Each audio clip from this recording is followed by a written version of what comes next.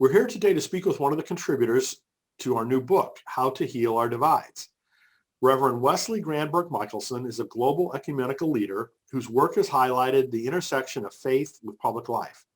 He was legislative assistant to Senator Mark Hatfield, director of Church and Society for the World Council of Churches, and served for 17 years as general secretary of the Reformed Church in America. He chairs the board of Sojourners, an advocacy ministry linking faith and social justice. He also serves on the boards of Church Innovations Institute and the Global Christian Forum. And last year, he dedicated time to Faith 2020, connecting people of faith with the values of progressive candidates for the 2020 election. So Wes, it's so wonderful to have you participate in this program. I really greatly appreciate that. Well, thanks, Brian. This whole initiative is really vital. It's a terrific one. I'm privileged just to have a small part in it, and I'm grateful that you're doing this. Well, like I said, it's really an honor to have you involved in it. Mm-hmm. So I kind of gave a brief overview of a ton of things that you've done in your career. Could you maybe talk about some of those in a little more detail? Sure. I think, Brian, that there's a thread that's gone through the various opportunities I've had, and that's been one of seeking ways to overcome some of the divisions that I've experienced most personally. Now, we experience all kinds of divisiveness within society, and the book and this initiative addresses many of them. The one that began to impact me deeply were the divisions within the religious community. I was raised in a strong evangelical background, for which I am grateful. But those divisions became apparent in the attitudes of my folks towards my two best friends that lived across the street when I was a young boy, because they were Catholic. And my mom told me, bless her heart, that maybe I could be a good missionary to them. But they were of a totally different group from whom we were alienated. And that planted seeds of the way in which divisions intersect some of those areas of life, particularly our Christian faith, our religious observance, that are most precious to us. And so why is it, I began to feel, that religion itself, and if you keep just within the framework of Christian faith, my own tradition, that holding Christian faith divides you deeply from others who hold that same faith? I mean, this sort of makes no sense. But these divisions are huge and historic and deeply, deeply hurtful. So as I went on my path and got into the U.S. Senate as the assistant on the staff of Senator Mark Hatfield, I came up against this again, Brian. Mark Hatfield was a strong evangelical, but a strong commitment to peace and to justice, especially in his opposition to the Vietnam War. And that's where he and I kind of served together. I was his chief legislative assistant and all that work, and he and Senator McGovern were sort of the two congressional leaders in that effort. And so he would go and speak to different audiences, especially evangelical audiences, colleges, and so forth. And he was met often with some of the fiercest kind of opposition. I remember him he shared this in one of the books that he did that we worked on. He would get a letter that would say, "Dear former brother in Christ." And that was on the basis, that he had departed from some tenet of orthodoxy? No, because he was opposed to the Vietnam War. Wow. And so you saw those. I experienced those divisions in that realm. And then when I went into the ministry, I was fortunate enough to be given the opportunity to serve as one of the staff directors for the World Council of Churches in Geneva. And so here again, the World Council is set up as the major ecumenical historic organization in the world. But even here, the World Council was comprised chiefly and is today, of historic Protestant churches and of the Orthodox churches. Now, just getting those two together is huge. Because again, of those sorts of deep historic divisions, we can't think, for instance, of sharing in communion, in the Lord's Supper. It's not even clear from an Orthodox point of view what other groups they would regard as true churches. And so you're in you're in a situation where those divisions are, and these are just not theological. These become really painful. These wound people. And then the Catholic Church is not a part of the World Council. They participate as a partner in things, but they're not a partner. And the Catholic and the Orthodox, since 1054, we're going on 1,000 years, have had this huge division that set Christianity going in different directions.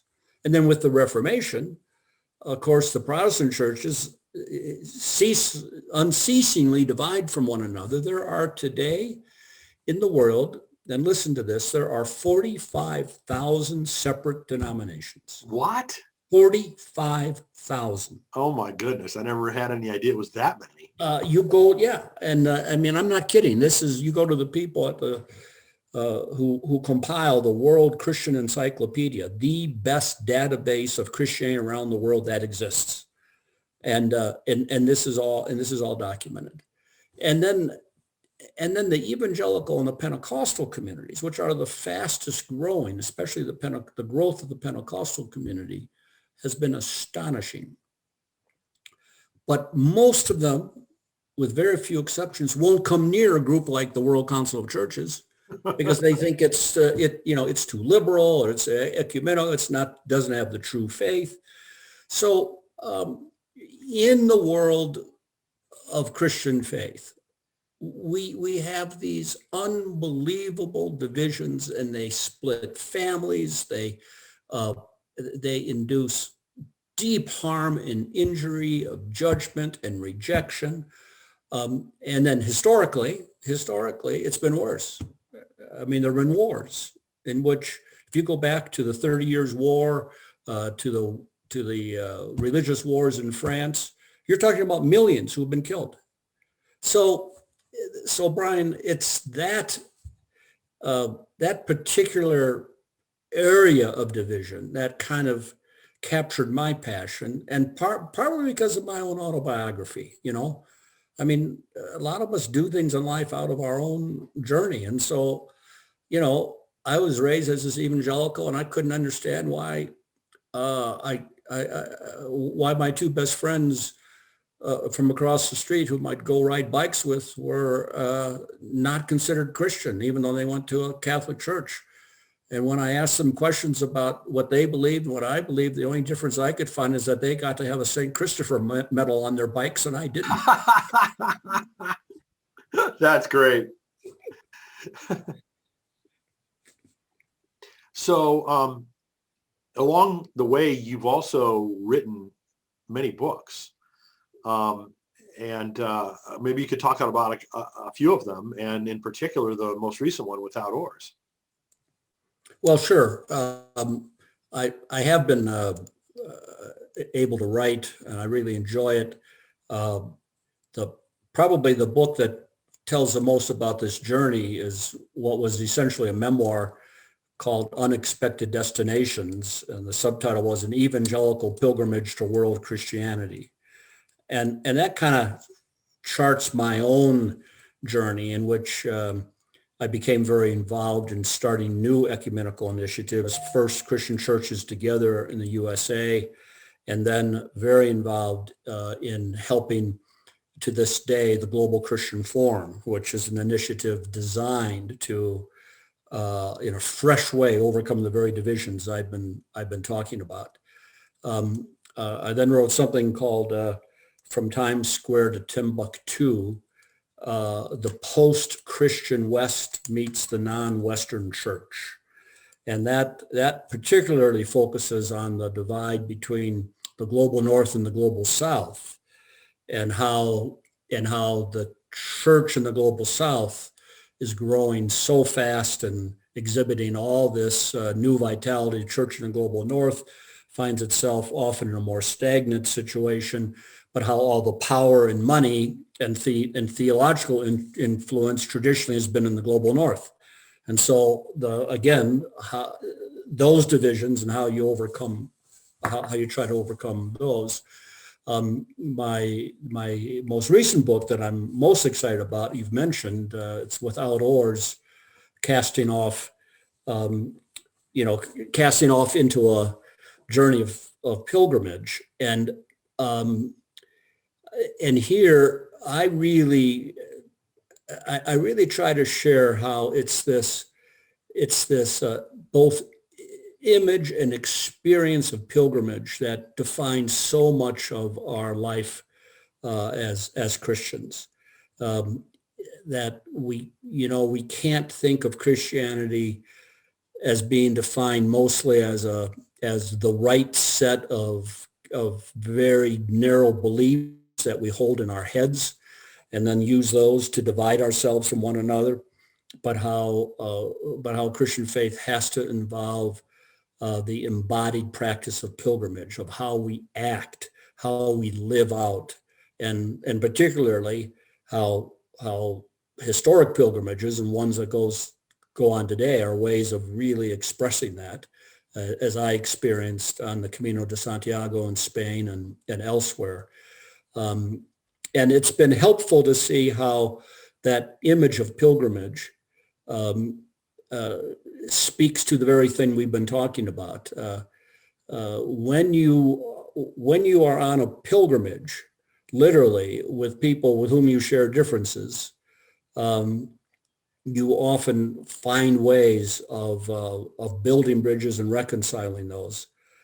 It's even the case, the Camino de Santiago has this 1,000-year history, and in the Middle Ages, there were occasions when judges would hear the case of, say, two people living in the same area who got into violent disputes, and they'd come before the court at that time, and the judge would try to prescribe something, and then his sentence would be to send these two people on a pilgrimage to Santiago de Compostela. That's Take amazing. 3 months and walk there together, and then come Wow. back. By the time you get back, you'll have your difference worked out. It's a true That's story. amazing. Really. Goodness. Well, that speaks to the seriousness of the impact of pilgrimage, doesn't it? Yeah. So let's talk about your chapter in the new book. It's focused on the Global Christian Forum. So please tell us a little bit about that in a little bit more depth.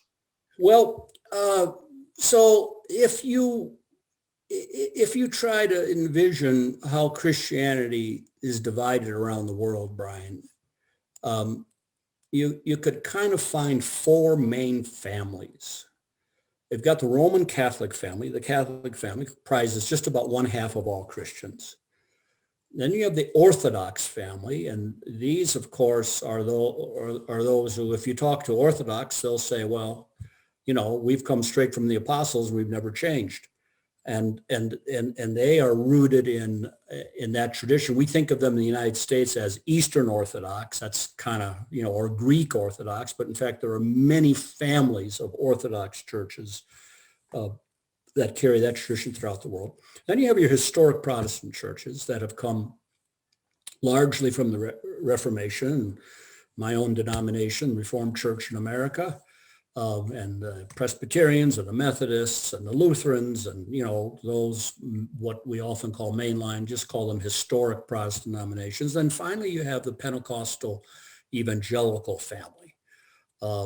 These Christians are in the sweep of history, especially Pentecostalism, although they trace their roots to the Pentecostorian Acts. In fact, Pentecostalism as a really active faith is only about 110, 120 years old in expressions that have come since Azusa Street, but it now totals about 640 million people in the world. 1 out of 4 Christians, or if you do the math, 1 out of 12 people who's alive in the world today will self-identify as Pentecostal or charismatic. Wow. 1 out of every 12 people alive. Wow. Now, these 4 groups live in 4 different worlds and generally consider the other 3 as missing the mark. And sometimes those divisions are really severe, like, the way I was taught growing up. Well, Catholics are going to hell. Or Pentecostals saying, well, anyone who's involved in the ecumenical movement, that's just the work of the devil. These are things that people believe today. I'm not exaggerating.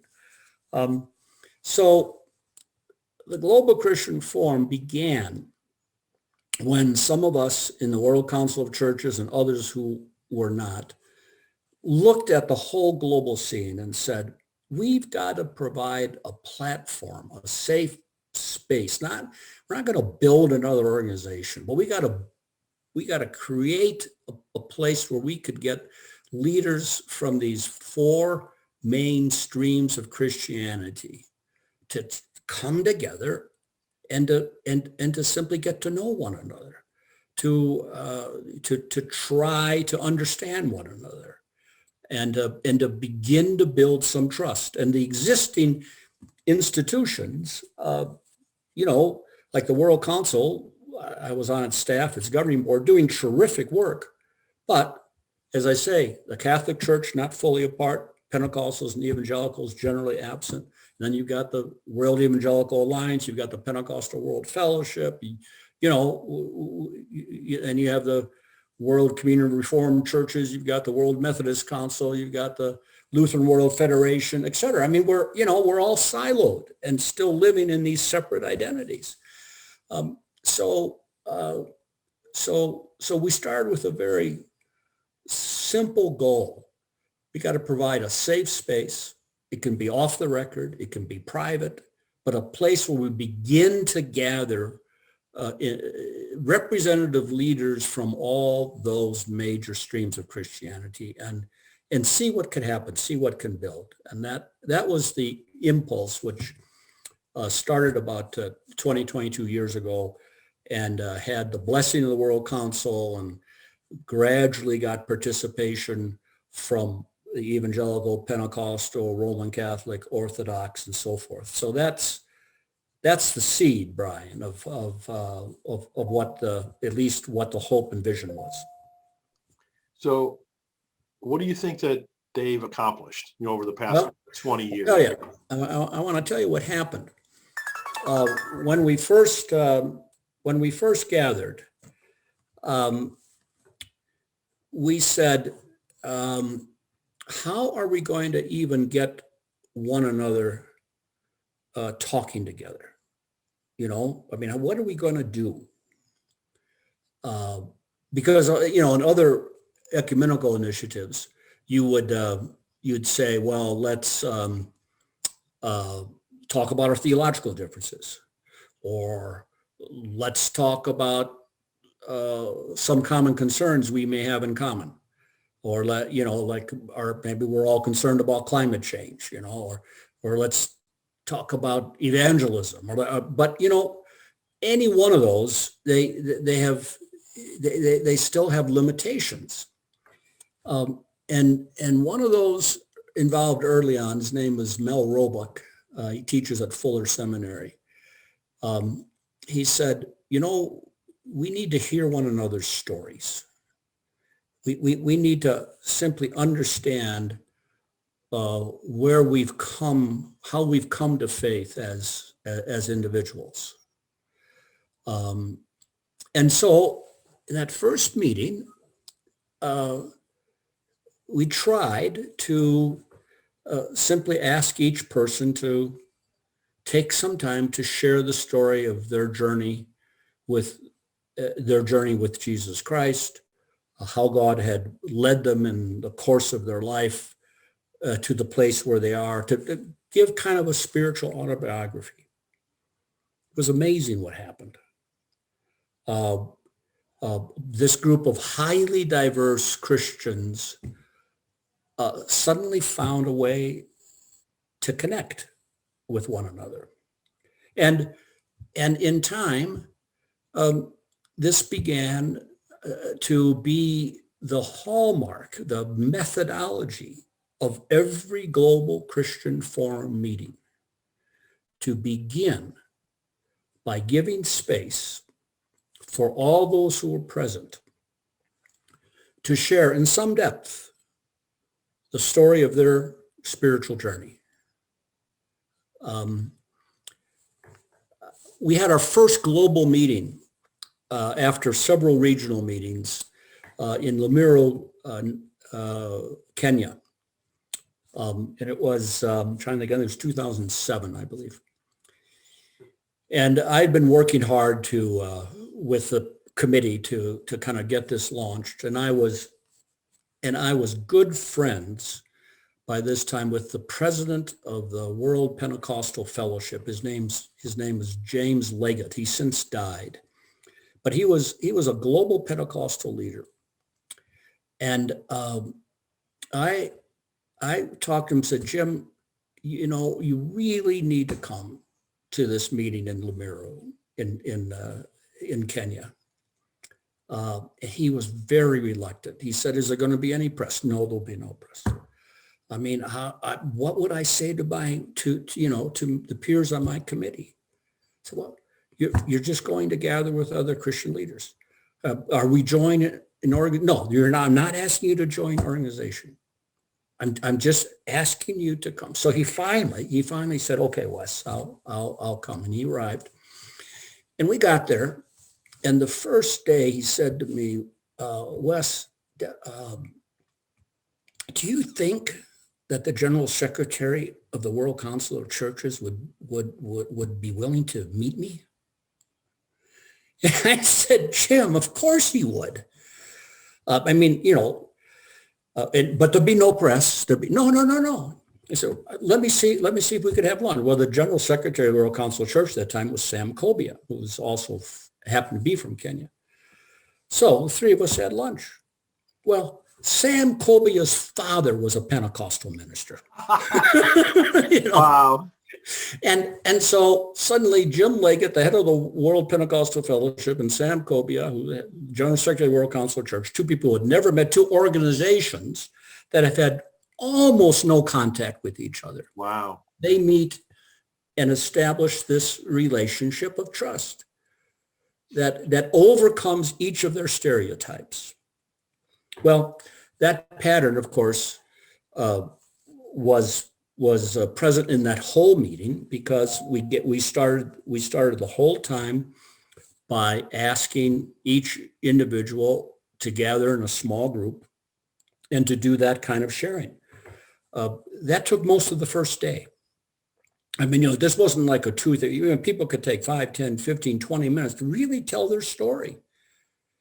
How often is it that someone has really in a group has said, I want to hear your story of your spiritual journey. I want to hear your story of your journey with Jesus Christ. I want to hear how it is that God, through the course of your life, has brought you to where you are now. In all the ecumenical meetings I had been a part of up to this time, I'd never been in any process where that kind of question had been asked. And interacting around that question creates an entirely different dynamic.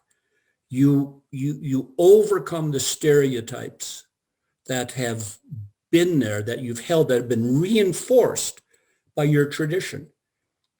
And you suddenly see, uh, as a Pentecostal, you see a Roman Catholic bishop from Botswana, not as a lackey of a pope who you think might have been the Antichrist, but you see that bishop as a fellow brother in Christ, who's had this amazing journey that isn't like your journey, but obviously he knows the same Lord. So that dynamic repeated again and again and again begins to create a whole different sense of community that is one pathway of overcoming divisions that in many cases have divided parts of the church for centuries.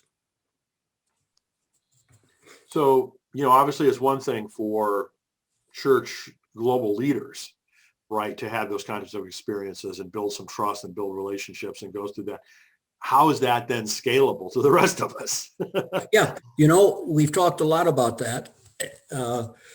First of all, that pattern, what we've seen happen is that when leaders on a global level, and now I'm happy to say that this is all now much more public. The people who participate, they don't have to do this in the closet. This has become acceptable. I mean, that for Christians from different leadership to meet together. We had a meeting a few years ago of the General Secretary of the World Council and the moderator of its Central Committee, the General Secretary of the World Evangelical Alliance, plus their board, the head of the Pentecostal World Fellowship, and the Secretary for the Pontifical Council for Promoting Christian Unity from the Vatican and member of their board. We gathered together at Bossé for 2 days, and we realized it was the first time in history that the key staff and leadership of these organizations had ever met together, same time, same place. I mean, now, as word of those encounters gets out, it gives permission to those at national levels to begin to do the same. So in the United States, for instance, the other similar initiative has been Christian Churches Together, that has brought leaders from, again, those various parts of the church, including the historic Black churches, into a similar fellowship. And as people see that happen, then it gives them permission and the idea to do more in their own local settings. And those, it goes at different levels, but people will come to a meeting of the Global Christian Forum, like we've had 3 global gatherings, and they go back to Ecuador or to Kenya or to Pakistan, and they say, we've got to do the same thing here in our country. And then we've got to do the same thing here in our neighborhood, in our city. So it's not, this isn't some huge organization with all kinds of resources, far from it.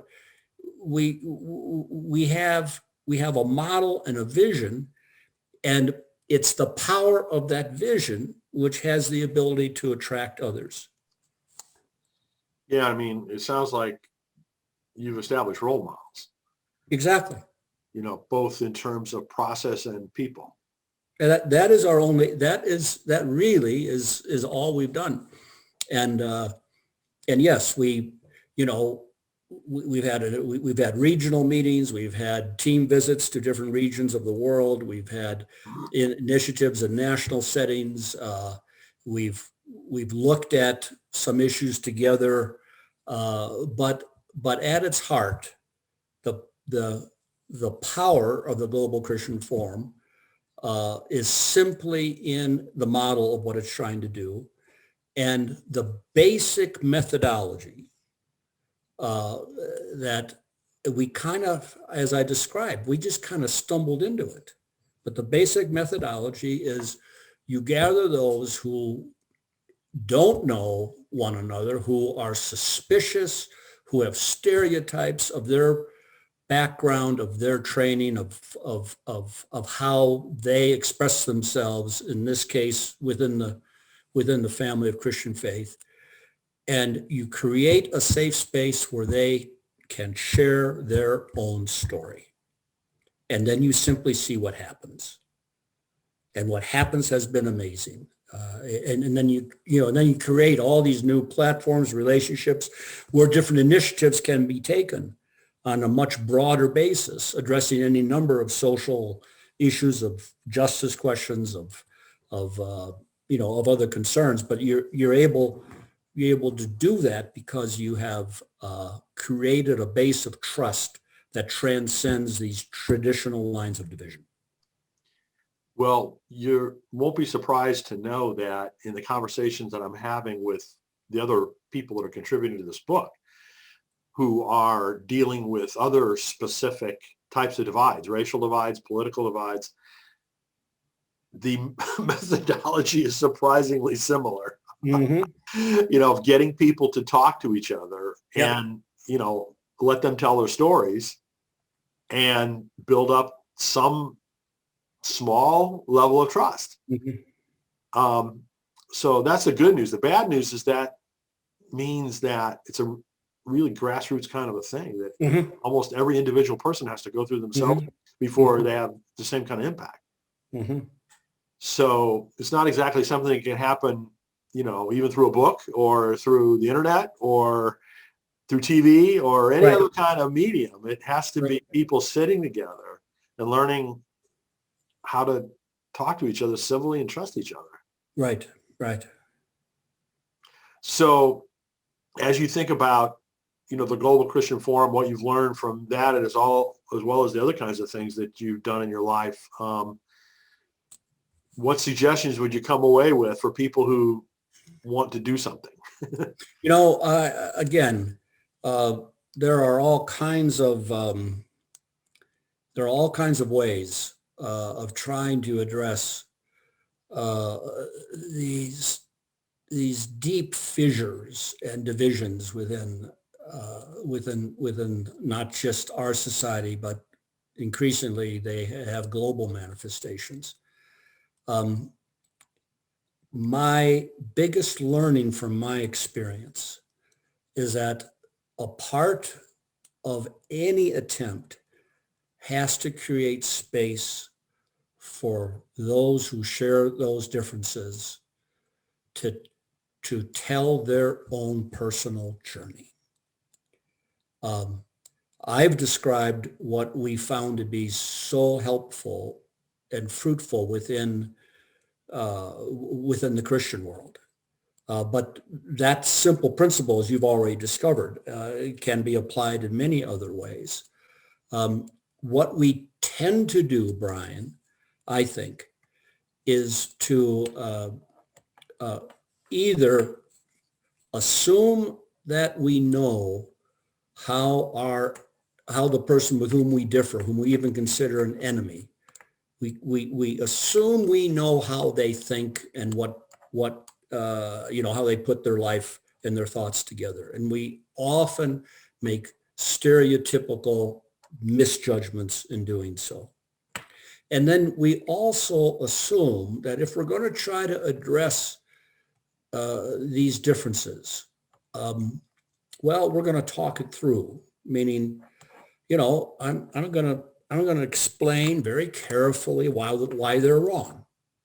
I'm going to be engaged in this dialogue to point out how they're just mistaken. How they've misconstrued facts, how they have gotten the wrong information, how their thinking is mistaken. That never does it. This doesn't work. It just doesn't work.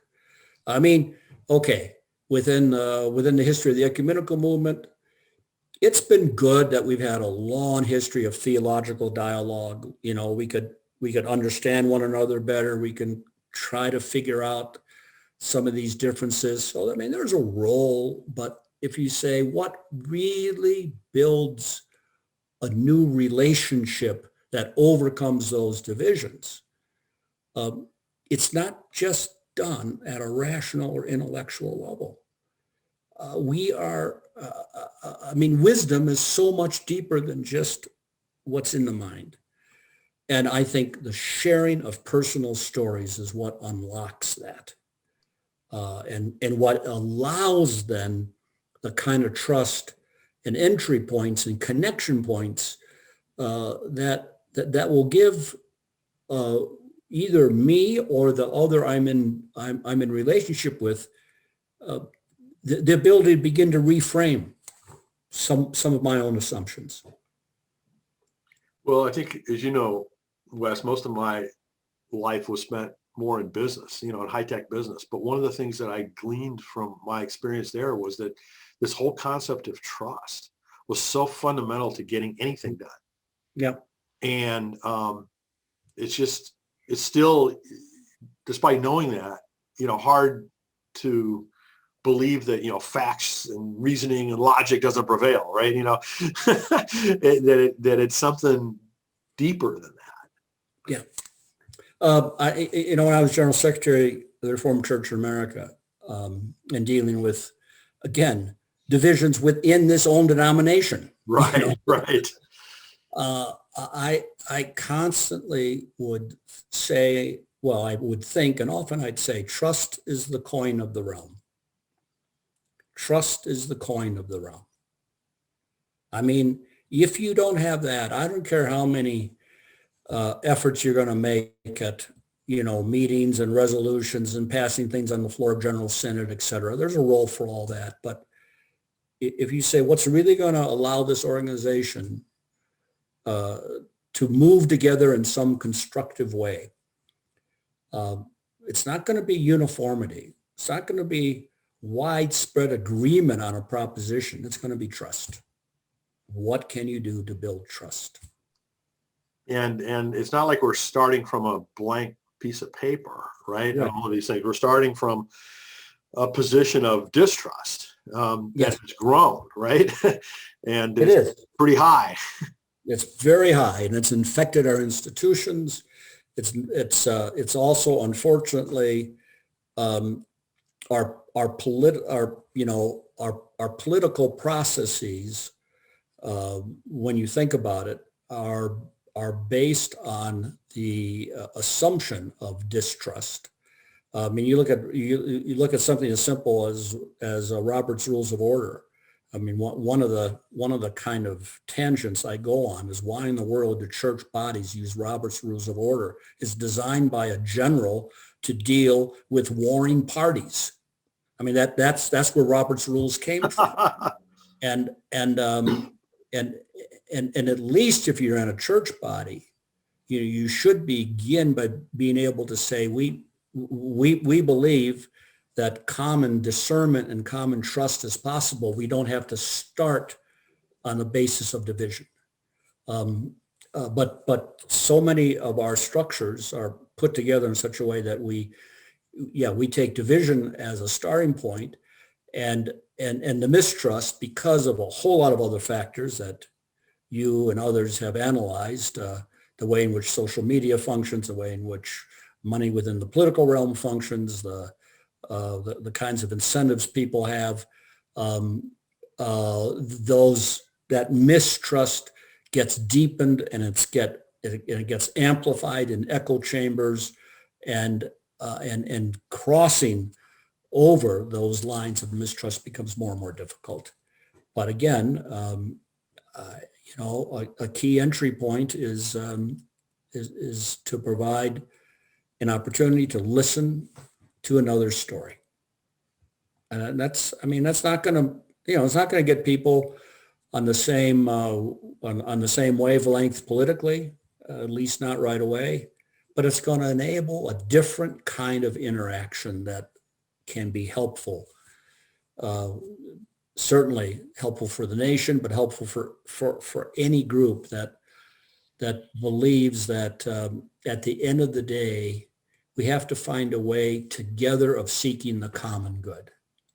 If you're willing to accept that at the end of the day, we have to find a way together of seeking the common good, then you've got to say, where can we find a means to increasing the possibility of trust in our mutual activities. Well, it's going to be hard, right? But it's got to be done. It's desperately needed. Yep. Well, Wes, I really appreciate, again, you being part of this project. Thank you so much for contributing to the book and for all the work that you've done. And I look forward to collaborating further. Yep. Likewise, Brian, I'm so glad for your initiative in doing this. It has the potential to echo far and wide, and I hope over time it will. Well, thank you again.